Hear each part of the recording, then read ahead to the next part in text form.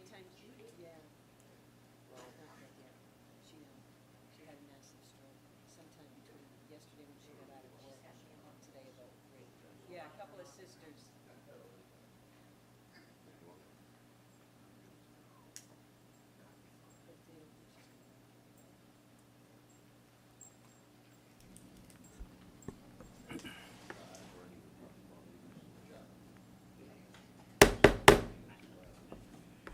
Good evening. Welcome to the Barefoot Bay Recreation District Board of Trustees Workshop, proposed FY 21-25 5-year financial model and capital improvement plan.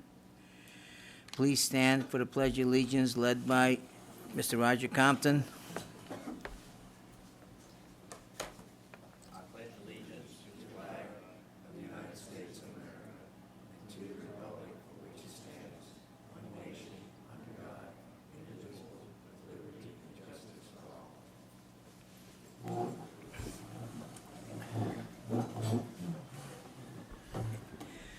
Thank you for coming, and please turn off all cell phones.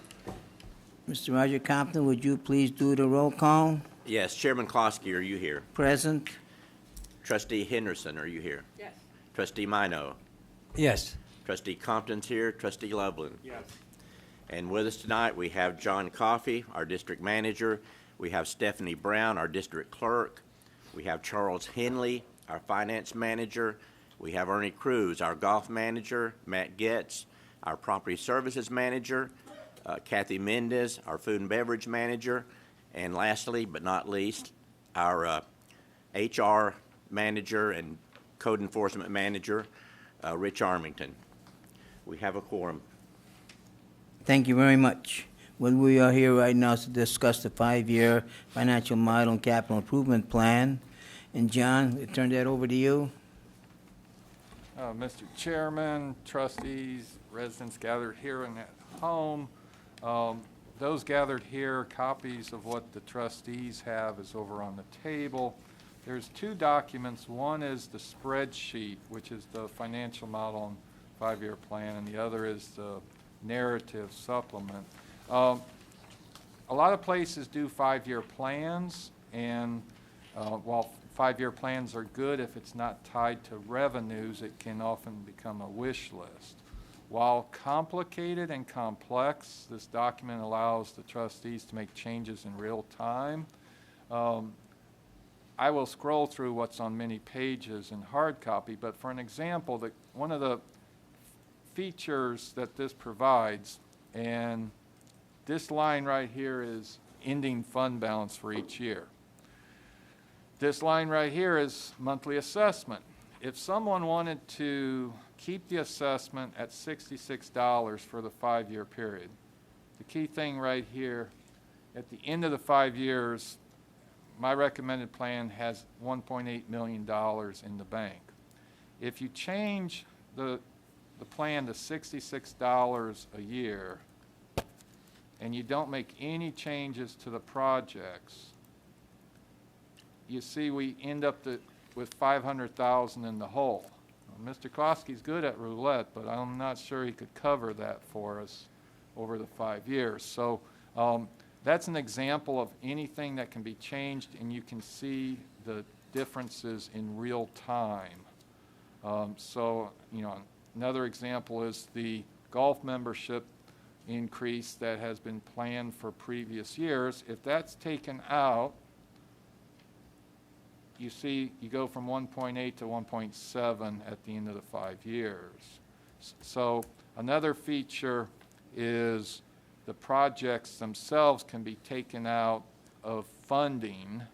For ease of viewing, the gray column or rows are not funded, but the gray color isn't what changes it, it's this little X in the corner. So I'll go down to one that has some significant dollars.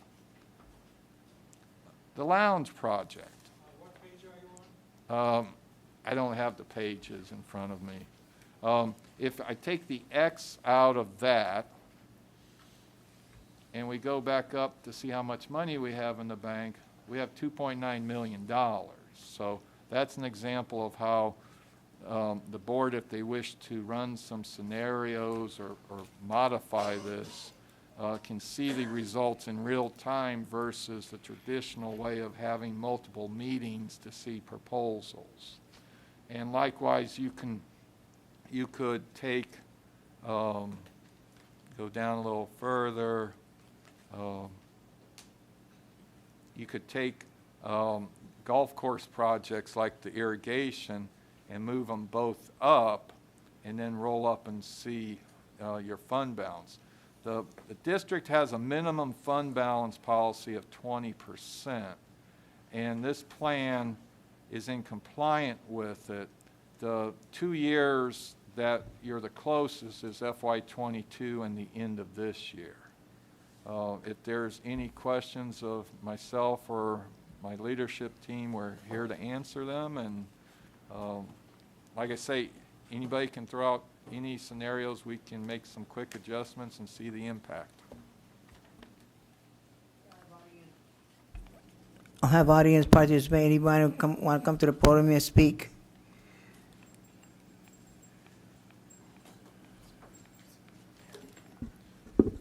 Rich Swallow, 636 Marlin Circle. I want to speak just quickly on 2 items, which are on page F33.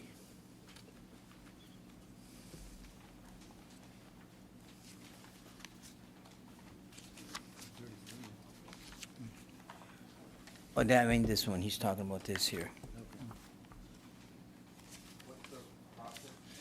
So the 2 items, first item I'm going to be talking about is when our purchasing of vehicles in the Bay.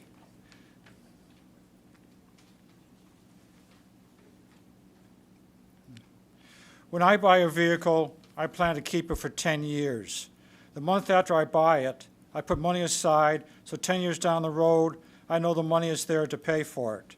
I feel when the Bay buys a vehicle, they could do the same.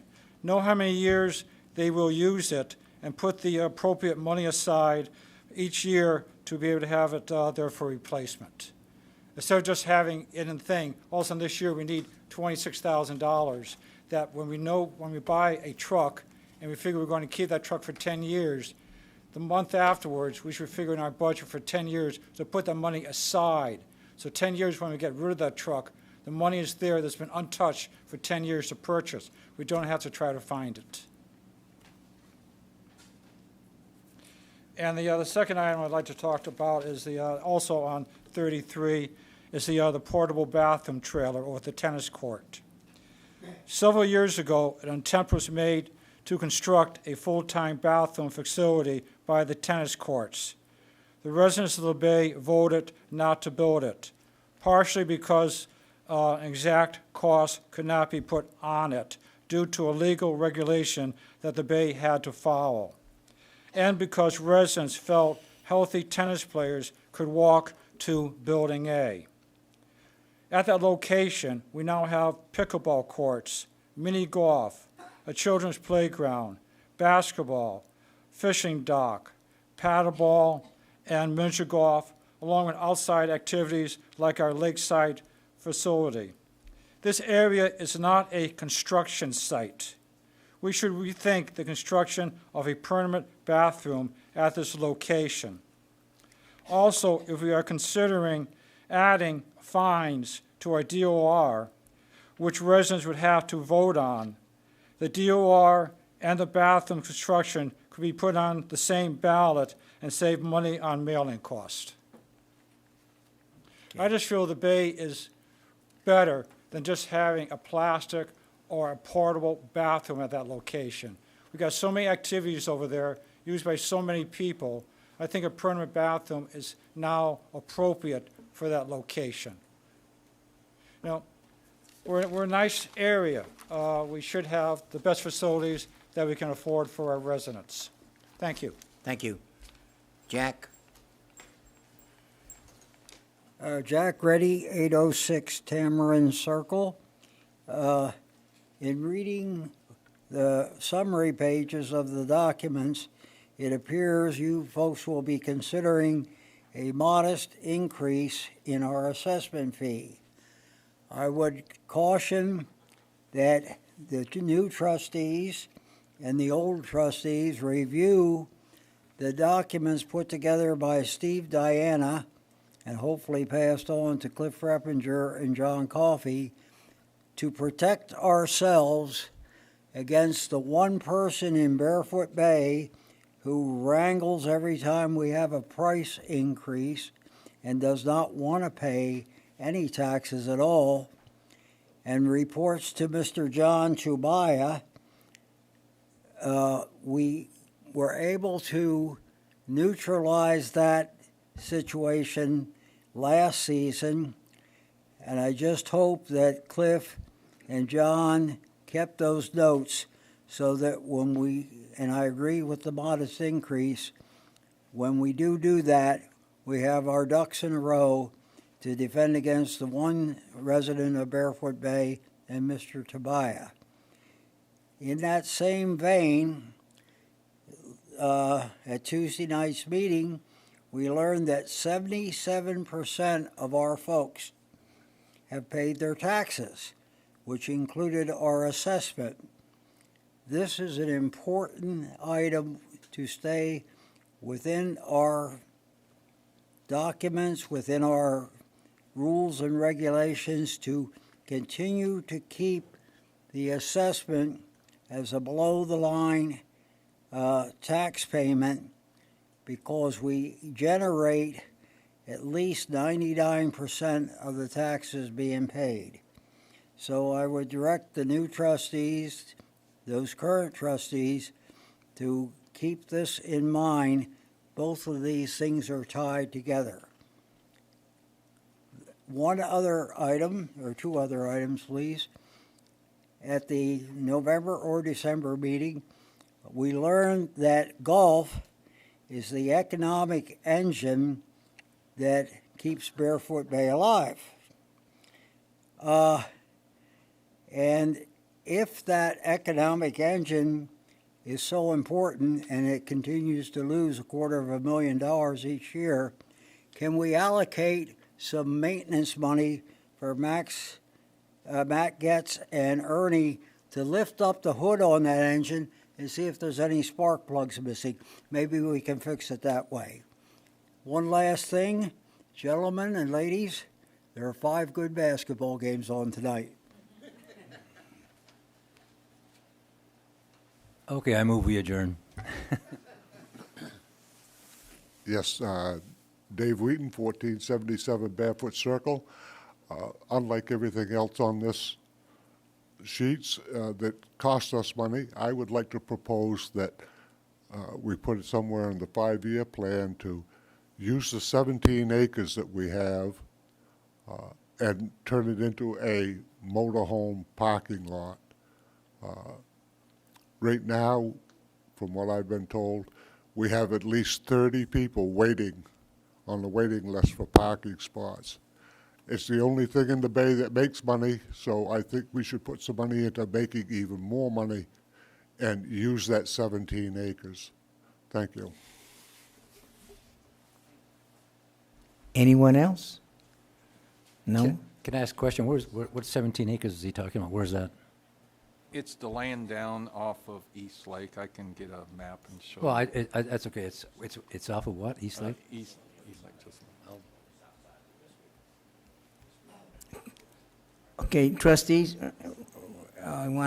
any comments on this proposed budget? Yes, Luann? yes. Go ahead, Luann. I always have things about the budget. Okay.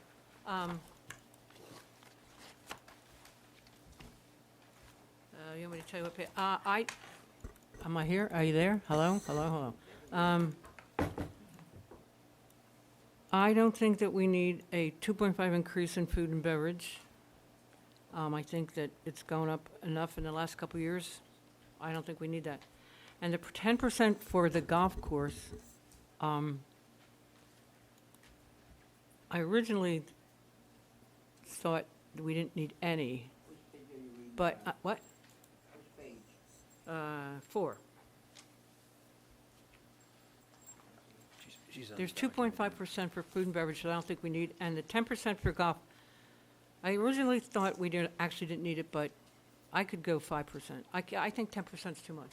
I just think that 10% is a lot to ask, because I pay for it too. And on page 5, there was bond loan proceeds, blah, blah, blah. In FY20, there's a $250,000 loan, which I'm really for, but I'm wondering how much it'll cost a month to repay it.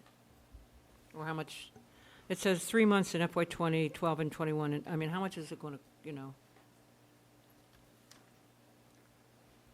If it's on there, I missed it. I sometimes don't do that very well. The 3 months is $43,500. And that's for the year. Yeah. I think I probably missed it. So, I mean, that's not, that's an okay thing, right? I mean, that's, we have the money for that, right? 14,000 a month, basically. Okay, I was just kind of curious about that. And on the other, the model, I'm really good with a lot of this stuff. I do have a question on the FY21 about electrical outlets under the Oaks. I mean, there's like $17,000 for outlets under the Oaks. How many times do we need outlets under the Oaks? I mean, I know it's the car people, the antique car people probably could use it. But I mean, who else would use electrical outlets over there? What's Atlas under the oak? Outlets under the... That was requested by residents. 6 years ago, we didn't do anything under those oaks, basically. Now we have the car show. I believe the Sea of Pink will become an annual event. What am I missing? The veterans retire their flags out there, and we use a backup generator. It was a request that was made, and it's relatively low cost. So if you'd like to take it out, we can. Well, I mean, I didn't know how much it was going to be used, and I mean, I could use $17,000 if nobody else can, you know. Well, I think the opportunity is there to use that area a lot more than we do, and having power available would make it a more usable space.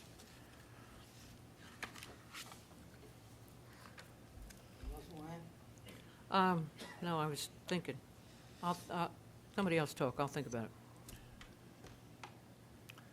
While we're comments about golf and all that, can we do my little golf thing, if you would? Is that possible? Okay. A couple of things here, and it's like a presentation. I'm going to make a request of you, but I have to do a few comments first. Coming on this board, as many of you know, when I ran for it, I really told everybody I had no issues. I had no groups that supported me. There were rumors about everything, and you know, even after we got elected, there were rumors about the things that were going to happen, and they're all just stupid things. But one of the issues I do have, and you make jokes about it, because I spend so much time there, is the golf course. And so the comments were made jokingly about the golf course, and it's one of the things I want to address tonight because I have a request, and it's going to cost some dollars. This is my own proposal. I don't have a group of people. I don't talk to people. I know there are a lot of people in the golf course community that criticize and do things, and you mentioned the engine deal when the guy came here and talked about that, and it was totally inappropriate, and we dealt with that. But I have some comments, first of all. First of all, I have to really offer congratulations to Ernie and to the ABM staff. The effort that's been put into this course in the last 2 or 3 weeks has been super. Things are happening there right now that are really very positive.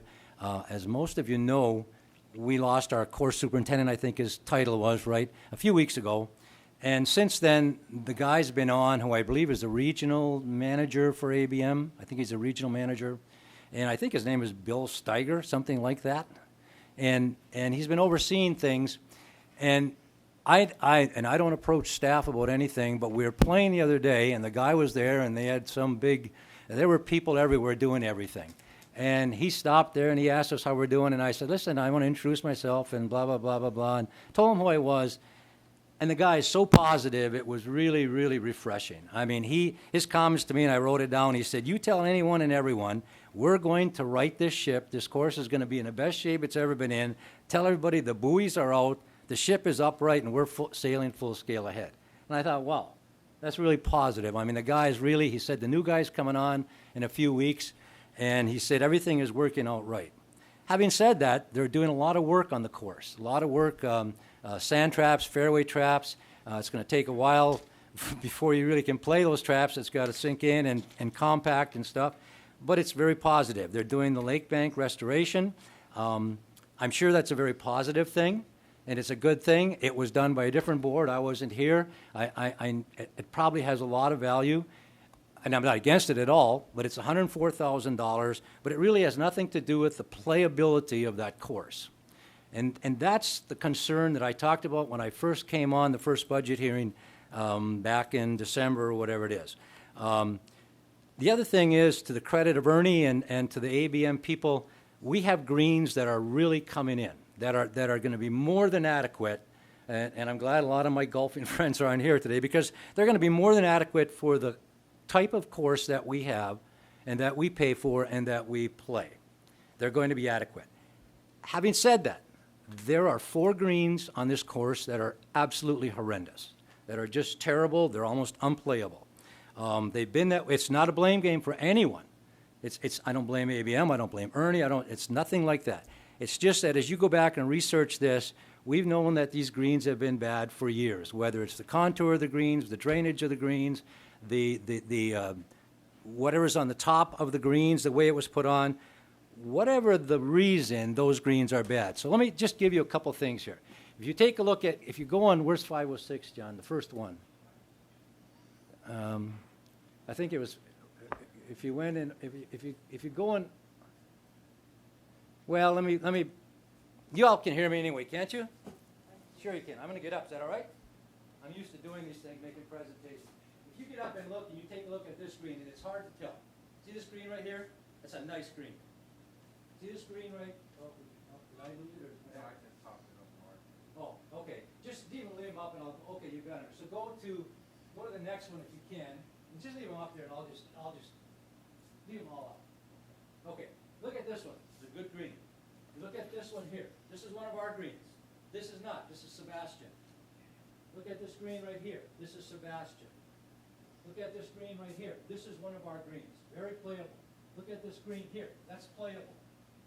Look at this green. That's playable. Those are our greens. Look at those greens right there. That is 6, 7, 13, and 15. Taken 2 days ago. Those are unplayable. That's a lot of what the greens are like, okay? And again, Ernie and everyone will tell you it's because of, I think, the way the greens were put in, the slopes, all these different things. You know, the USGA did the report years ago. Again, this is not a blame game, but those things have to be fixed in order to make this course presentable. And I'm not talking about the economic engine and all of that stuff. It has nothing to do with that. So with that, I'm requesting something. In our budget, in 2021, or 21 rather, we are looking at restructuring 6, 9, 18. 9 and 18 are because they're more difficult than anything, and you're going to make them bigger and do all those kinds of things. But 9 and 18 are actually very good greens. 9, 18, 17, 16 are all very good greens. But everyone agrees that, oh, it'd be nice if 9 and 18 were contoured differently, made differently, playability for those who can't play, can't ever hit the green, they'd be much easier. But those greens I showed you are on the course right now and are literally unplayable. And we almost have lost them. They'll come back a little bit, but they're not going to come back like everything else has. Greens are back already. So again, it's a request I have, and my request is that whether you leave 6 in the 2021 or the 21 budget for what they're doing, or put it in with 6, 7, 13, and 15, or give us 3 of those or whatever we can. I'm looking for $100,000 up to fix 4 greens this spring and summer, because they have to be done in spring and summer. They can't be done now. They can close them off. They can go out to, Ernie's got the expertise, ABM has got the expertise, other people in the area have expertise. Come up with a plan, come back, close those greens this spring, fix them once and for all, make them playable. You've got $75,000, I think, budgeted for lake bank repairs, which I don't think has started yet. You've got the lake bank restoration for $104,000. There's 75 there. I'm not sure where you take the money from, things like that. You move money around. You take it from the fund balance. You can't let this go until the 21 budget, because if you do, we now have to go another 18 months of playing those. They won't be quite that bad, but they'll be like that. They've been like that for a long time, for many years. The rest of those greens, things are, number 5, number 16, 17, they're just coming in great. For this course, they're playable. But those are not. If we do what he wants us to do, how is it going to put it in this year's budget? What's that going to do? Well, you'd make a budget amendment of some kind. No, but I, Well, the issue, I've plugged that in per Mr. MAINO's suggestion, and the key part is, you're now below your minimum fund balance for the end of the year. What does it go down to? 18.99? 19, basically 19%. And there's a couple ways of addressing it. The easiest way is not to do something, and there's some question marks that are big question marks that we don't know right now. One of them I've stopped here is the Build A renovations.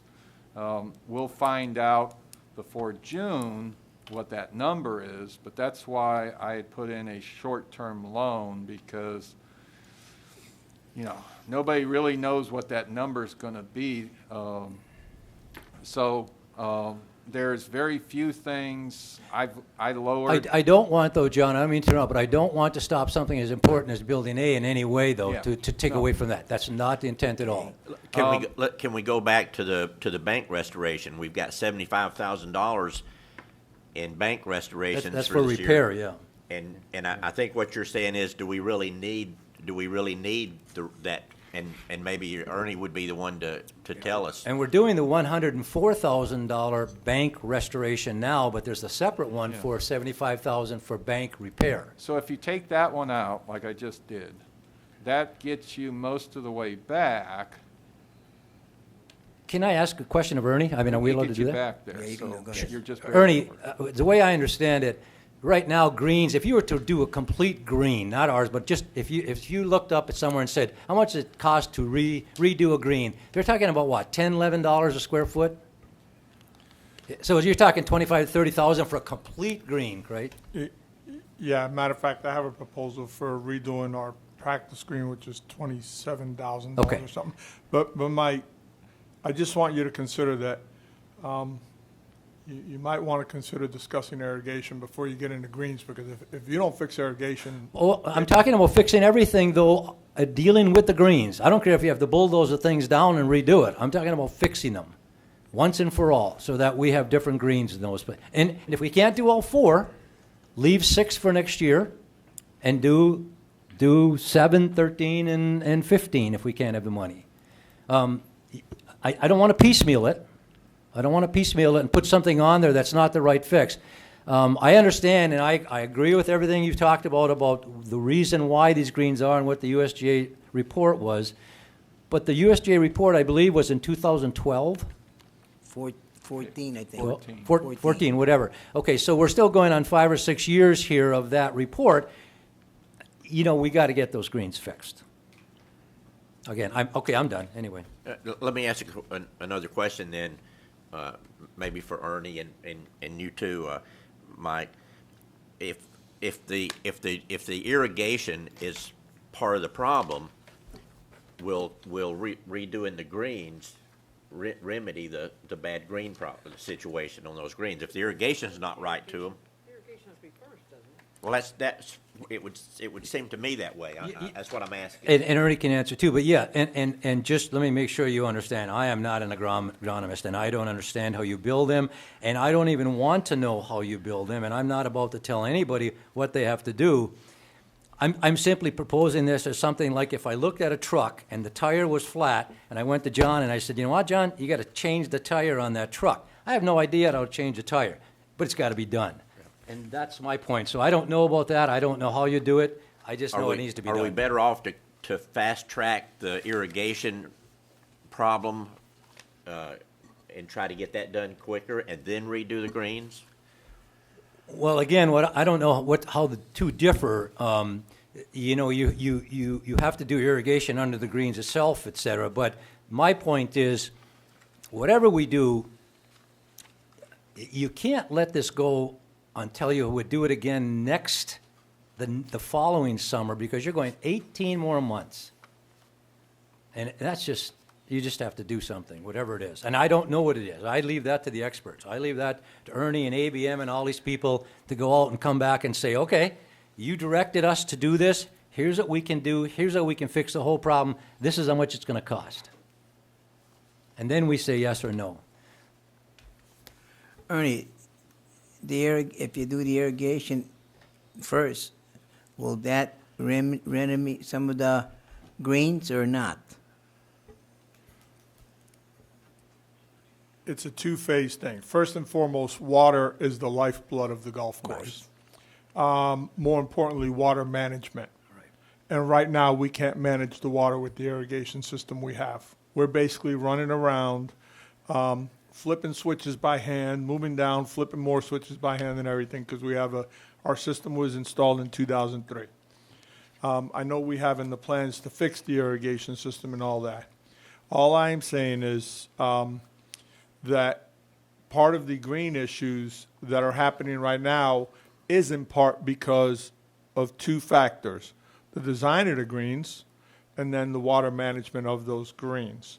The design of the green, when you talk about those greens that you're describing, if you notice, they have a severe slope, every one of them, from back to front. So what happens is no matter where you turn on the water, water follows the path of least resistance. Now you add 300 people walking on this golf course a day on a very small green, compacts it down and makes it like this table. No nutrients can get down. The water's just running down to the front of the green, and so it becomes unhealthy. But I would not recommend, and believe me, I mean, I know I told John when we drove around my first week of being hired, he had told me that the greens were redone, and I said I wouldn't be surprised if they had to be redone within 10 years because of the way they were done anyways. But it definitely would have to be done correctly. You need some kind of drainage system in there and application. All I'm asking you is consider, if you're going to redo it, that the whole thing needs to be redone, not just resodding the thing. Well, again, part of the drainage problem, again, if we redo the greens, and I'm not, again, in any way an expert on this, but part of the thing is if we redo the greens, we're going to get rid of some of that slope. We're going to contour them differently. So number one, even with the drainage, the system we have, we're not going to get that kind of runoff that you saw on 7 and some of those things coming up. Number two, it may take redoing these greens in the spring, summer, whatever, and it may take ABM out there, as the USGA suggests, doing a lot of hand watering of certain greens for a while, because that's how you get them back in. But I agree with Ernie that the drainage system and the plans we have to change the whatever you call them, the spigots, whatever, for next year, I agree that has to be done. But I also agree we can change the contours of those greens. We can change them. We can put sod, reseed, whatever you do on them. Get them going this summer. Do the hand watering. Treat them like little babies, whether you do 3 or 2, whatever. But there are 4 greens out there that make the rest of those 14 greens look bad. And you got to do something. Yeah, and I would just simply state that I absolutely understand what you're saying. I go out there and I play golf and I make putts on them left and right. It doesn't matter to me, but I understand what you're saying. All I'm saying is that from my understanding, hearing what you are saying, I am not a course architect, and you will require an architect when you start talking about moving turf and redesigning and moving it, you would need not only the course architect for the green shape and design so that it appropriately works in the way it's supposed to, and then you're also going to need that engineer architect design for your irrigation system. And so I hear what you're saying, and I'm not disagreeing that work doesn't need to be done on those. I just don't know that going that fast would think, that's all I'm saying. I'm just asking you to consider all those things. I understand that, and I agree. I'm not telling anybody how you do it. What I'm saying, though, is that I don't care if it takes 3 architects to come in. I don't care what it is. It's been here for all these years now, and it's time to quit saying all the reasons we can't do it. And that's why I said, initially, I want $100,000 if it's possible, and if it's not, I understand that. But if we can get $100,000 allocated to that, go back out, find out what those people say we have to do, and maybe we can only do 2. But find out what it is, because it would make such a difference on this course, and it would make such a difference to people to say, okay, they're only doing 2. They're only doing this, they're only what, but at least, because the rest of them are coming in. If people would start fixing ball marks, which I wish you had some way to make them do that. I fix 20 ball marks a day, literally. And by the way, I'm a 5 handicap. I can't make putts on those greens. They don't go in for me. But those greens are playable. The rest of them, these 4 are just horrendous. Okay, I'm done. I'm sorry. Okay, John, what? May I make a suggestion on this? Ernie's going to be on vacation next week, I believe, so let us put an agenda item for the 2nd of February to let Ernie explore this and give the board what we believe is feasible to accomplish. And if you like what you see, we'll pull the trigger as hard as we can, as fast as we can once a season's over. But if your consensus is to not do the lake bank repairs this project, we can make that $100,000 for this project, and that still gives you time to adjust things going forward. It would help give Ernie a little time to do the research and bring you back some proposals to consider. Ernie, I got to ask, just what Mr. MAINO wants, the irrigation system is the most important thing. You said water is the lifeline of that. So in other words, by doing this here, you still have to have that being treated with water. Water irrigation, that's important. And you said that your priority would be to have the irrigation done first before these. So what is your what effect would it have on if we did these greens and then would be able to keep them green, or how would you keep them where they could stay green like that?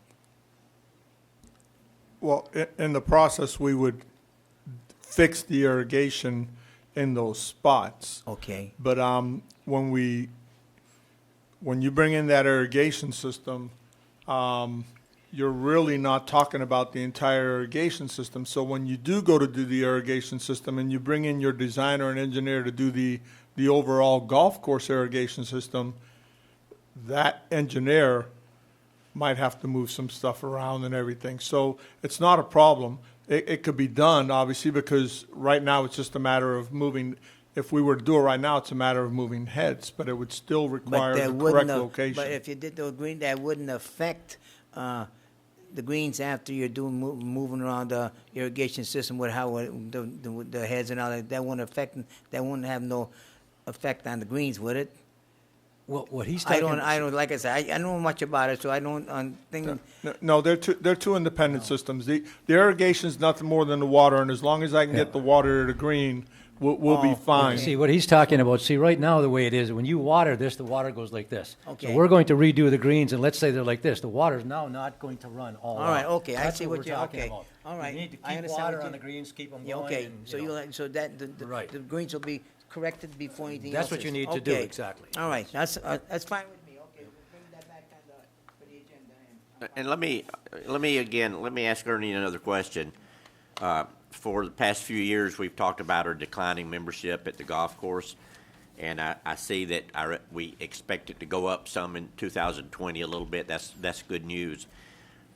We're talking about, and again, I'm not a golfer, but I certainly value the golf course in our community, and I value the fact that it's an economic generator for the community in many ways.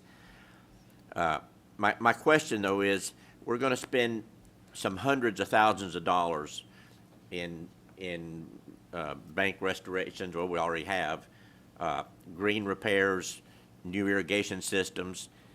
Is that going to result in better revenues for the golf course? When all that's done, and we've done everything that we believe we need to do, are we going to see membership go up or revenues in the golf course go up to help pay for all of those expenses of maintaining it? You have a very unique community here. You have one of your board of trustees right next to you that says we're not going to raise revenue, or she's recommending that we don't even raise revenue by 10% from our membership. That membership encompasses a lot of our play in season. We only have so much space. A golf course is basically, think of golf as time, not the activity of golf, but how much time I can allow you to have our space for in that period, and then what that cost is for that time. So without knowing what the actual end number is that Mr. MAINO is asking us for me to go research with these projects and everything, without knowing what the actual cost of all this is, I can sit here and say that if you can do the old baseball thing, if you build it, they will come. But it would simply be an extrapolation at best at this point, without knowing how many dollars we're actually talking about. Ernie, one question on that, and it's been brought up to me, and I have no opinion on this one way or another, but, and I'm not against the increase in the 10%, because I've mentioned before to this board that for what we pay at that golf course is very, very, it's not expensive for anybody. Maybe it's expensive for people, but it is not expensive compared to what you pay to play a golf course, okay? Even the green fees are not expensive. But it has been brought up to me many times, well, why don't they go back to the 6-month membership? Does that help revenue at all? If you gave not let's say half of what a member is, but half of it plus 20% or something, does that help? I have so many people telling me, I'd buy a membership if they were the 6-month one. Absolutely right. So you're gonna take less revenue and fill it up with more people than you're taking away from any daily green fee revenue at all. But if they're not playing as much because they don't have that membership, wouldn't we be gaining membership? I'm not trying to insult any single person in any way whatsoever, but a lot of our members that come down here in season, 1, they walk, and 2, they play 4 to 5 days a week. Yeah. And so when you fill up the golf course with those groups and everything, where are you going to put them to bring in the revenue? So we're filled up. We are filled up. In season, in this peak season. In season, yeah. Question? Go ahead. To me, the golf course is an amenity, just like every other amenities in the bay, the pool, the tennis courts, etc. The pools and the tennis courts don't make any money, but we also have costs to keep them going. The golf course is an amenity, and it takes costs to make it up. So we don't really have to worry about the fact if the golf course makes money or not. It's just another amenity in the bay for the people to use. And I think we all agree that the bay is a much better place with the golf course than without it. So we really have to think of it just as other locations of the bay. It doesn't make money. It's just another amenity for the people in the bay to use and for the benefit. Thank you. Trustees, anything? I'm just grateful we got Mike on the board, and I personally am grateful that you're a golfer. Why? Because, well, I think that we need that. We need that golf view on here. In other words, what he's trying to say is he's not a golfer, just like I'm no. not a golfer and I have no knowledge of it. I can No, I'm see not. this stuff. But if I open my mouth about something like this, they would say to me, well, you're not a golfer, so you don't even know what you're talking about. But with you and the thing, that helps it a little better. So, and if it helps improve the golf, that's fine. If Ernie, I see where Ernie agrees with it and everything, and but like I say, if we don't keep raising that, like, I believe that 10% should be in there, because without doing an increase in that, correct me, Ernie, if I'm right, that 10% increase in there, that helps do work on the work on the golf and the course and everything too, right? Is that what that would be for? Any revenue helps, but I mean, that's your decisions. I just want to make sure I have a point of clarification. You're asking for 4 greens, if I hear correctly, 6, 7, 13, 13, and 15, and you want me to research irrigation, reconstruction, Yep. contouring of the Yep. green, Yep. and everything, Yep. and rebuilding that green. Now, again, remember you have 6 in the plan for next year. Correct. So correct. if push comes to shove, 6 can be out and leave it with number 9 and number 18 for next year, because basically you're going to do a lot of the same thing next year. Correct. But those other 3 would be just a hell of an improvement for this year. Just want to make sure I have it correct before I go 7, research 13, all and this. 15. 7, 15, and 15. Okay. We wanted 6 too, but yeah. Okay. It'll probably And take- all I was asking for, again, Mr. Coffey, was to bring this up, not to change it here, but to have it brought to, as an agenda item to see if it needed a budget amendment. Okay. That's what I was looking for. Anything else from the board here? What else? Randy? Well, I think it's important that we understand the 2 types of amenities that we have in the Bay. To Mr. Swatlow's comment, he's absolutely right. Golf is an amenity, just as the lounge is an amenity, as the 19th hole restaurant is. But when you compare those amenities to something like the pool, something like bocce ball, horseshoes, tennis, it costs nothing to go play those. And it costs nothing to lay by the pool, and it costs nothing to swim in the pool to the homeowners. I mean, that is covered by the fees. Now, if I want to go to the 19th hole and have lunch, that's going to cost me. If I want to go to the lounge and have a cocktail, that's going to cost me. So when we're looking at sales, at revenue-generating things, as the golf course is, as the 19th hole is, as the lounge is, there are overheads that have to be captured. In golf, it's green fees, and it's taking care of the course. In the restaurant, it's covering the cost of alcohol and food and music. So we do have a lot of amenities, but there are free amenities, and then there are those amenities that are revenue-generating amenities. And when we consider things for it, we've got to consider how we budget for that. I always say that food and beverage, the golf course, shopping center, and your RV lot, they're revenue-producing amenities. And I've always stuck to that, saying that they are revenue-producing amenities. So without getting the money there, you're just not going to go nowhere. Just And I one do- quick rebuttal. Go ahead. The golf course technically does make the Bay money by house prices. If we didn't have a golf course here, house prices in the Bay would be lower. By having a golf course here, it increases the prices I know. of the houses in Bay. So technically, the golf course is worth multi-millions of dollars to all the residents here when they try to sell their home. Thank you. Thank you. And on the, I know Luann said the 2.5% on the food, she didn't believe that. Do you believe that you should have any raises then instead of the 2.5, anything else? Any other? Well, I think that the 2.5 I believe isn't- that the 2.5 should go in that. I don't think that that's ridiculous. I think that that's a projection. It may even be higher than that. I think that it was explained a couple of years ago that if eggs go up to 60 cents a piece from 25 cents a piece, we have to raise our prices to at least cover the cost of it. So that's reasonable. Thank you. I agree with you. Roger? Well, I mean, I would defer the question to Kathy. Kathy, you're responsible for breaking even in food and beverage. That I'm assuming you need that 2.5% to stay there. To keep up with your increases in food and beverage costs. Yeah, I think that it was part of our budgeting plan for Yeah. the last few years to increase 2.5%, and that represents now about $30,000. So If you didn't get that increase, then you would have a hard time Well, that's about what you'd be out, $30,000 Yeah, in the so- budget. At the current revenue. The board have anything else? On those two issues, again, I'm with food and beverage. I don't, Kathy explained to me at length one time of why her prices are what they are, and some of the prices are higher than other places. And I understood it all completely, and I understand why you have to raise the prices.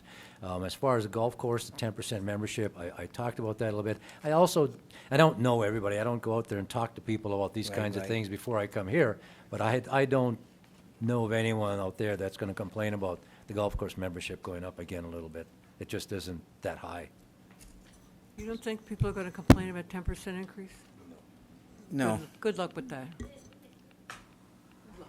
Well, people are going to complain just like they did when the beer went up 3 cents or a nickel here recently. I mean, it's just. But you're it's just what talking people do. 10%. You're talking for me for to play golf 5 days a week. I think it's like $10 a month.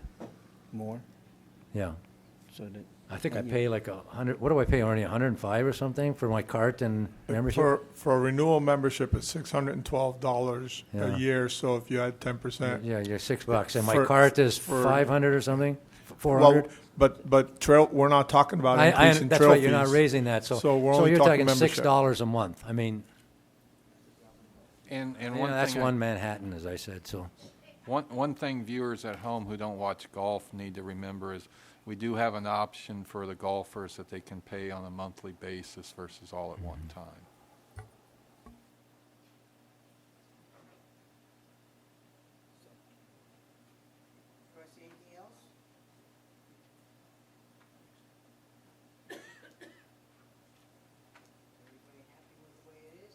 Can you explain, I guess, to me again now, so as we do this budget process, you know, you do it, and I apologize for talking so much, but I used to do this stuff, and I just don't understand the way we do it here sometimes. It's not wrong, I just don't understand it.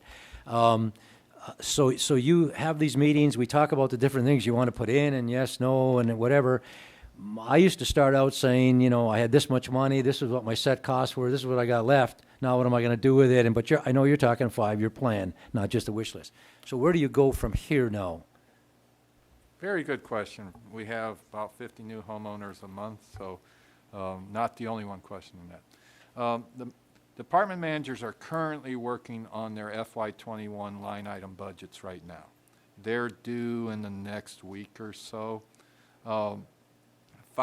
Between mid-February to the mid-March, I review their requests for FY21 based on any changes in the 5-year plan, and pretty much wrap up an internal budget mid-March, and in a couple of weeks get it all written up, and it will be delivered to you by March 31st.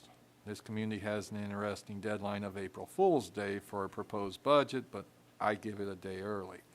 Following that, there's budget workshops for the FY21. And at the last meeting in May, there's a requirement to authorize a mail-out, roll-up budget. It's not the comprehensive budget. It's not even the department line items. It's one line for full-time salaries, one line for part-time salaries. That goes out to the homeowners. They usually get it within about 10 to 14 days of the second meeting in June when you adopt the budget and adopt the assessment rate. One of the challenges for this board, past boards, and future boards is we are mandated to have our budget adopted by the end of June, which means to do a thorough budget, as you and Trustee Compton know, you jump right in it even before you're sworn in, where municipalities and counties in Florida, their budgets aren't required to be approved till the end of September, so they have a little time to get going. Our challenge here, we tried the last 3 years to have the budget kickoff meeting in late November, early December, and We just can't get folks engaged until that last meeting in June. And then they usually come in very angry that we're not going to entertain a whole bunch of changes at the very last meeting of the process. And so we're always looking for new ways to try to engage people. One of the issues that we're talking internally is no one has mentioned not going forward with the management analyst position tonight. I'm going to be speaking with my bosses and Mr. Reppinger about getting that amendment to the contract before you within the next few meetings, because that person not only would be able to add some much required administrative capacity depth to our organization, but we need someone if we're going to take the next step into social media, because as most of the trustees know, this is a very Facebook-friendly community. And that's our one weakness of trying to communicate to the community. Trustee Compton, before he was a trustee, has been very helpful of especially during emergencies, trying to get the word out. But I believe if we had organizationally, we need a social media policy adopted by you before we really get into it, because with public records requirements, every post on a Facebook page is a public record. And while you can delete vulgar and threatening things, you have to retain those. And so it's not just as simple as starting a Facebook page, but I think that's a way we can help to further engage some people, not in a complex, here's 25 pages to read, but in some quick snapshots throughout the day and more information. Communicating with folks here is always a challenge. During about the worst threatening hurricane this place ever seen, Irma, we had 50% people opening up the emails that we were sending out every 6 hours, giving them updates about preparations and recoveries. Once again, Mr. Compton and others helped on social media, but that's the process going forward. And hopefully I'm wrong that this is the year people turn out and voice their opinion. Mr. Reddy and some of the other regulars out in our audience tonight will be here faithfully and participate and voice their opinion, but they'll be greatly outnumbered in the second meeting in June. But our meetings then after March are strictly fiscal year 21 budget. Correct. Not this 5-year plan stuff, it's fiscal year 21. Correct. There might be a few minor adjustments. Right. Okay. And typically, the challenge with the 5-year plan for fiscal year 21 is we largely have at most 3 months of data to try to project. One of the things that Mr. Henley and I are watching very closely is the one-time social membership fee.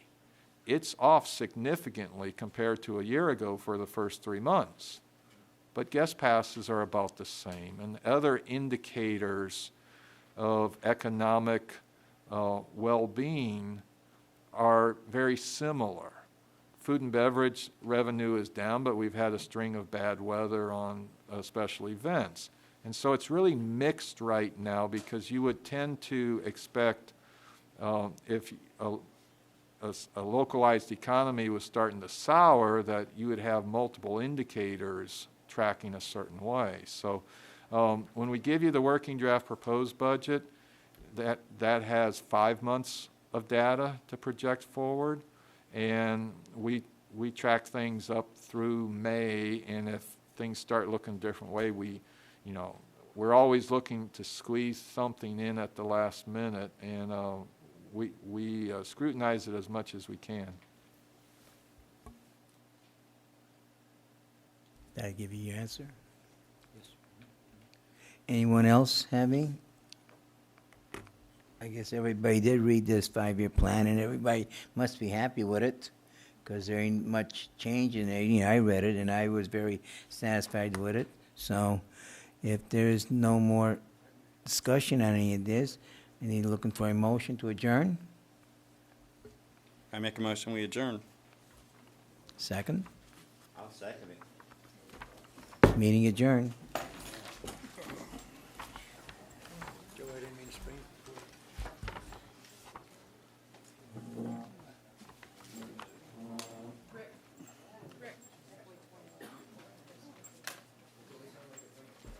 All right. I know you won't, me either. You know, and I make a point of saying He got a- hello and everything, and he just absolutely